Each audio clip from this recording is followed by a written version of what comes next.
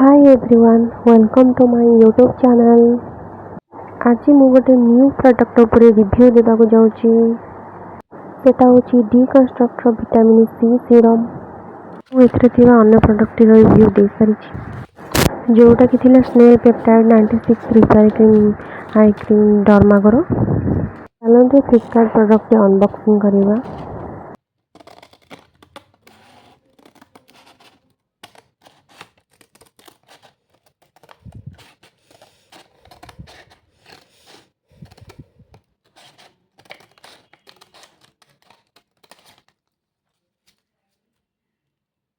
एथिरे थिबा गोटे प्रडक्ट रिव्यू तो मु दे साइछि। एबे ई प्रडक्ट रिव्यू देबा जोटा कि फेस सीरम अछि। जोन कहिथिले एही फेस सीरम टी यूज कला आपण मानु मिलियो इंस्टेंट ग्लो, बिकॉज एथिरे अछि विटामिन सी और फ्यूरिक एसिड। फेस रे ब्राइटनिंग आ इवन स्किन टोन पई आपण फेस सीरम यूज करंतु विटामिन सी रो, जोटा आपण इंस्टेंट ग्लो दबो। किछि दिन पर आपण देखिए आपण फेस रो गोटे डिफरेंस देखा जाउछि। आपने देखिए विटामिन सी सीरम टा समस्त को सूट करेनी, इरिटेशन हुए फेस रे, किंतु ए विटामिन सी सीरम रे सेमती किछि नाही। मु या को 3 मंथ 4 मंथ यूज करूची। मोर गोटे ऑलरेडी पैक सरी जाइछि, एटा नेक्स्ट पैक टा आपण माने भी थरे आनी के को यूज करंतु, देखिए रिजल्ट सियोर मिलिबो।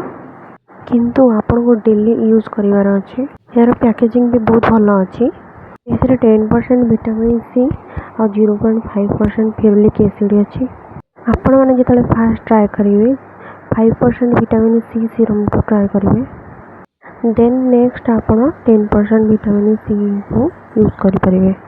यार पैकेजिंग भी बहुत भलो अछि। गोटे ब्लैक कलर बॉटल ले आसे, को डायरेक्ट सनलाइट रे आनिबेनी, यार इफेक्टिवनेस कमी जाए। एथिरे अछि विटामिन सी जोटा आपन को ब्राइटनेस दबो, आ जो फ्यूरिक एसिड अछि एटा विटामिन सी रो पावर बढ़ेबो, जोटा आपन बहुत इफेक्टिव करबो और आपनकर एंटीऑक्सीडेंट प्रॉपर्टीज भी बढ़ेबो। माने जति गोटे भलो विटामिन सी सीरम चाहू जने ताले एटा ट्राई करंतु। चलंतु आमे ताको ओपन करिया। आपन फास्ट 10 ml जोड़ा आसी सेटा फास्ट यूज करिवे। मोर दुईटा 10 ml बॉटल सरी जाइछि। नेक्स्ट एटा मोटे 20 ml bottle मगैछि।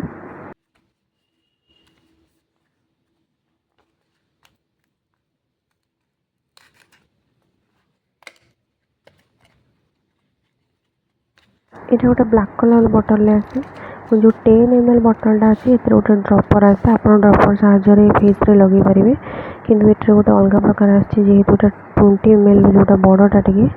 Vitamin C serum सब बेले गोटे ब्लैक कलर ग्लास बॉटल ले आसे। आपण मानकर जति प्लास्टिक बॉटल आसे ताले एटा फेक। यार टेक्सचर बहुत लाइट वेट अछि। आपण मानक फेस रे चिपचिपा होबनी, जल्दी ऑब्जर्व हो जिवो। विटामिन सी सीरम टा बेसिकली यूज करा जाए ब्राइटन स्किन पाई, ग्लोइंग स्किन पाई, आ आपनकर अनइवन स्किन टोन को रिमूव करबा पाई। मु आपन को स्किन रे लगे कि देखैबे, आपन को डे टाइम रे यूज करि परिवे। आफ्टर क्लींजिंग 2 to 3 ड्रॉप्स ने फेस रे लगेबे, देन जेंटली मसाज करिवे। जे पर्यंत ऑब्जर्व न होई छि त जल्दी ऑब्जर्व भी हो जाए। देखंतु मो हाथ रे लगे कि देखुछि, आपन माने स्किन रे लगेबे। बहुत ही लाइट वेट टेक्सचर अछि, संगे संगे फेस रे ऑब्जर्व हो जिवो। देखंतु एमडी फेस रे देला पर जेंटली मसाज करिवे किछि टाइम पई।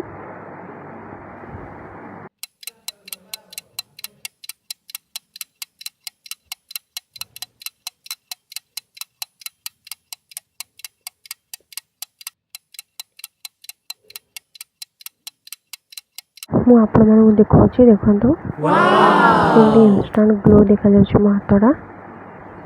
मो दुईटा जगह हाथ रे मु फरक पे देखौछि, देखंतु हाथ रे केते इंस्टेंट ग्लो आछि। आपण को रेगुलर यूज करंतु, इफेक्टिव निहाती मिलेबो। मु जेतबेले फास्ट यूज करथि मते किछि फरक जणा पड़ नथिला, देन मु 2 to 3 मंथ यूज कला परे मो फेस रे फरक आछि। आपण माने ट्राई करंतु रेगुलर। फेस रे पिगमेंटेशन कम करिया पई भी एटा हेल्पफुल रहियो। जदि टैनिंग दूर करिया पई चाहू छंती ताले एटा लगे साइला परे निहाती सनस्क्रीन यूज करिवे दिन रे, आपन को डबल इफेक्ट मिलेबो। ମୁଁ ଆପଣଙ୍କୁ ଏମିତି କହୁନି, ମୁଁ ଲଗାଇ ସାରିଲା ପରେ ମୋ ଫେସ୍ରେ ଇଫେକ୍ଟ ଜଣାପଡ଼ିଲା ପରେ ମୁଁ ଆପଣଙ୍କୁ ରିଭ୍ୟୁ ସେୟାର କରୁଛି।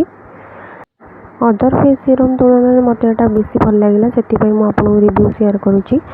ଆପଣମାନଙ୍କୁ କେଉଁ କେଉଁ ଫେସ୍ ସିରମ୍ ଭଲ ଲାଗୁଛି ଭିଟାମିନ୍ ସିର ଆପଣମାନେ କମେଣ୍ଟ ବକ୍ସରେ କହିପାରିବେ। ଆପଣଙ୍କୁ ମୋ ଭିଡ଼ିଓଟା ଭଲ ଲାଗିଥିଲେ ନିହାତି ଲାଇକ୍ ସେୟାର ସବସ୍କ୍ରାଇବ୍ କରିବାକୁ ଭୁଲିବେନି। ଆଉ ଏ ଫେସ୍ ସିରମ୍ଟି ୟୁଜ୍ କରନ୍ତୁ, ଦେଖିବେ ଆପଣଙ୍କୁ ବହୁତ ରେଜଲ୍ଟ ମିଳିବ।